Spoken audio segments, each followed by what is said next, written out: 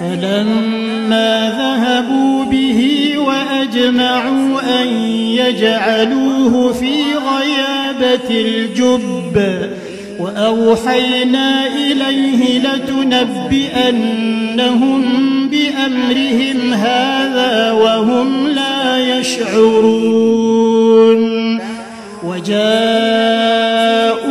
أباهم عشاء يبكون قالوا يا أبانا إنا ذهبنا نستبق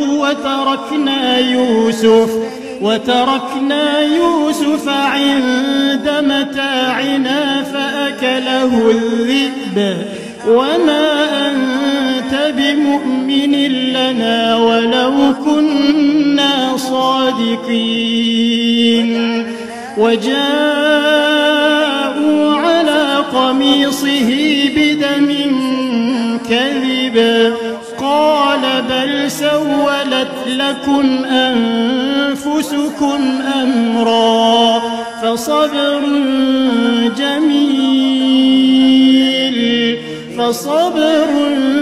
جميل والله المستعان على ما تصفون.